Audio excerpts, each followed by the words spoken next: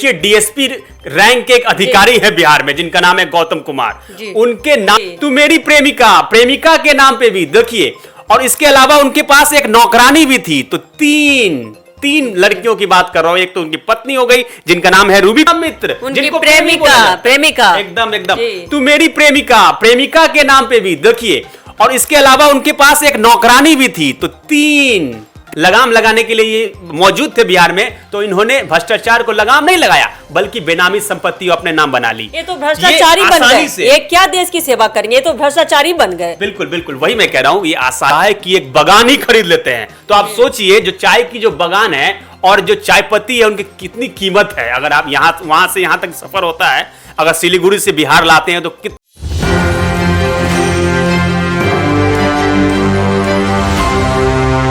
कहानी है एक ऐसे अफसर की जिसने सब इंस्पेक्टर से डीएसपी तक का सफर तय किया, लेकिन इसी सफर में उस पर 100 करोड़ की बेनामी संपत्ति बोल सकते हैं जोड़ने का आरोप लगा है। जांच एजेंसियों को उसके ठिकानों से कई जमीन, मकान और भारी नकदी के भी सबूत मिले। आय से अधिक संपत्ति के इस पूरे मामले ने पूरे सिस्टम को हिलाकर रख दिया है। अब इसी बीच एक सवाल खड़ा होता है, क्या ये मेहनत की कमाई है या भ्रष्टाचार का कोई गंदा खेल? जांच जारी है और खुलासे भी चौंकाने वाले हो सकते हैं। क्या है इसके पीछे की वजह, क्या है पूरी बात जानेंगे अपने सहयोगी से। तो बने रहिए हमारे एक न्यूज़ 24 के साथ। आपने एक न्यूज़ 24 देखना शुरू कर दिया और मैं हूं आपके साथ ब्यूटी, और हमारे साथ सहयोगी जुड़े अनीश जी। तो अनीश जी, जो खबर निकल कर आ रही है एसआई से डीएसपी तक का सफर, लेकिन खुलासे देखिए कितने बड़े हुए, कितना बड़ा कांड किए हैं। देखिए आपने अभी कहा कि ये मेहनत की कमाई नहीं है, भ्रष्टाचार है। वाकई में ये मेहनत की कमाई नहीं है बल्कि भ्रष्टाचार है। देखिए डीएसपी रैंक के एक अधिकारी है बिहार में जिनका नाम है गौतम कुमार। उनके नाम पे जो किशनगंज में पोस्टेड थे डीएसपी में, तो देखिए उनके नाम पे 100 करोड़ की बेनामी संपत्ति अर्जित किए थे वो, और वो आज सबके सामने आ गया है। क्योंकि आर्थिक अपराध इकाई जो ईओयू है वो उन्होंने बड़ा कदम उठाया भ्रष्टाचार के खिलाफ और धर दबोचा ऐसे अधिकारी को। देखिए सबसे पहले बात करें तो ये जो गौतम कुमार थे 1994 में ये सबसे पहले जाके ये बिहार पुलिस के एसआई बनते हैं, यानी सब इंस्पेक्टर बनते हैं। 1994 में इनकी शुरुआत होती है बिहार पुलिस में। शुरुआत होती है। उसके बाद क्या होता है, सीधे धीरे धीरे जब समय बीतता है तो 2013 में फिर ये इनको इंस्पेक्टर का पद मिलता है। तो इंस्पेक्टर का पद मिलने के बाद फिर 2019 में ये डीएसपी बनते हैं। और डीएसपी कहां पोस्टेड होता है इनका? किशनगंज में। वहीं पे ये 100 करोड़ की बेनामी संपत्ति बना लेते हैं। वही एक जगह है किशनगंज जहां पे इतना बड़ा खेला हुआ। वही बता रहा हूं मैं आपको कि बेनामी संपत्ति ऐसे अर्जित नहीं की है उन्होंने। बस अपने नाम बेनामी संपत्ति अर्जित नहीं की, बल्कि अपने अलावा अपने पत्नी, उसके बाद पत्नी के अलावा उनके पास एक लवर भी था, महिला मित्र, जिनको प्रेमिका एकदम तू मेरी प्रेमिका के नाम पे भी देखिए, और इसके अलावा उनके पास एक नौकरानी भी थी। तो तीन लड़कियों की बात कर रहा हूं। एक तो उनकी पत्नी हो गई जिनका नाम है रूबी कुमारी, और रूबी कुमारी जो है सरकारी टीचर है। वो भी बुलेट से घूमती है, थार से घूमती है, बड़े गाड़ी से घूमती है। तो उसके बाद बता दें आपको कि उनके पास उनकी जो प्रेमिका है उनका नाम है शगुफ्ता शमीम, जो कि एक मुस्लिम औरत है, और उनके नाम पे 7 संपत्ति एनएच नेशनल हाईवे पे है। सोचिए नेशनल हाईवे पे अगर आप जाएंगे तो कितना करोड़ का संपत्ति अभी, और धीरे धीरे संपत्ति जो है जमीन का बढ़ते जाता है। तो 7 संपत्ति उनके नाम पे, पत्नी के नाम पे मात्र 4 संपत्ति, लेकिन प्रेमिका के नाम पे 7 संपत्ति। यही नहीं, उनकी जो नौकरानी है जब उनके घर में पोछा मारने आती है तो ऐसे नहीं आती साइकिल से, पैदल नहीं आती, बल्कि थार से आती है, बुलेट से आती है, और रील्स बनाती है। यही रील्स तक नहीं रुकती, उनके पास मोटे मोटे गड्डी पैसे होते हैं। वो दिखाती है, देखो मैं, मेरा ठाठ बाट जिंदगी है, दिखाने की शौकीन है। तो ऐसी काफी हास्यास्पद लग रहा है। यहाँ पे जो गौतम कुमार है यहाँ पे भी पक्षपात करते नजर आ रहे हैं। सुनने में थोड़ा अजीब लग रहा है कि पत्नी के नाम पर 4, गर्लफ्रेंड प्रेमिका के नाम पर 7, और वो भी उसके अलावा नौकरानी के नाम पर भी। देखिए बुलेट, थार, मोटे मोटे रकम कहां से आ रहे हैं आखिर? देखिए यही तो मैं कह रहा हूं कि बेनामी संपत्ति उन्होंने ऐसे अर्जित नहीं किया। अब वो आप पूछ रही है कहां से आ रहे हैं, तो वो बता दें आपको कहां से आ रहे हैं। इनके जो 60 गांठ जो हैं शराब माफियाओं से थे, इस बड़े स्मगलर से थे। बड़े स्मगलर के साथ कोयला माफिया से, इनके कोयला माफिया है उनके साथ इनका संबंध था, उनके साथ संपर्क में रहते थे हमेशा।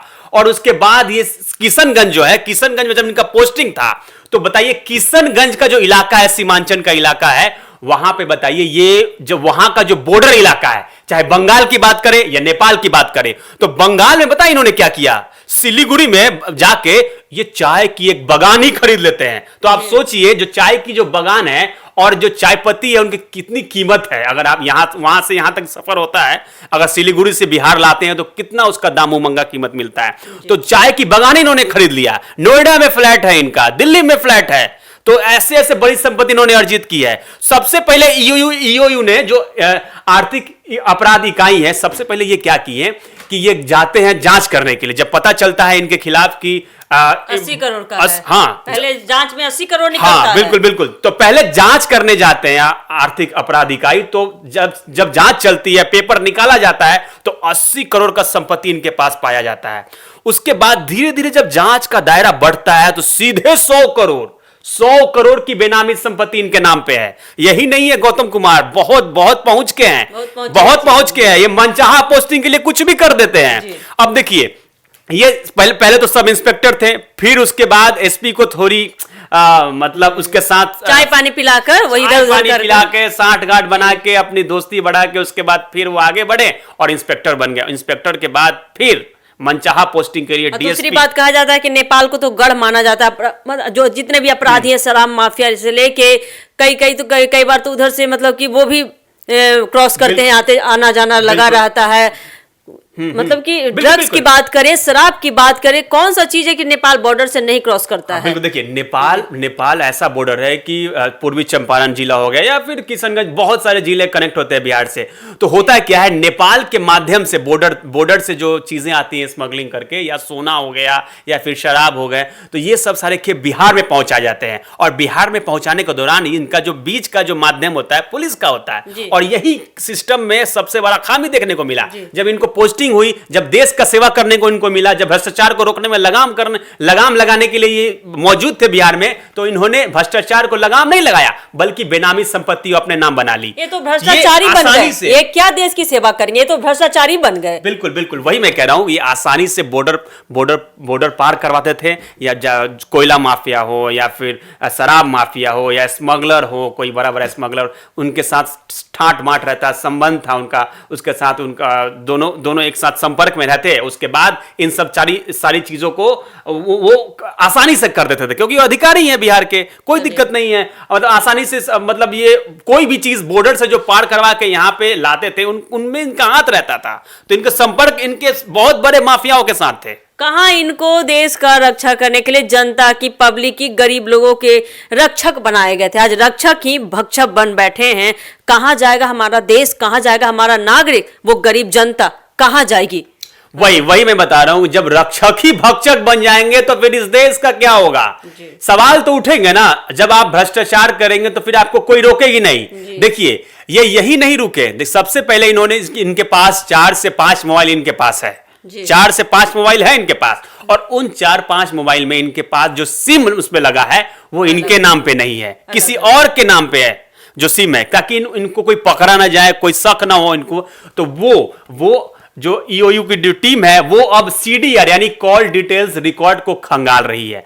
और उसमें नंबर किन किन का है, बड़े बड़े नेताओं का है, बड़े बड़े अधिकारियों का है।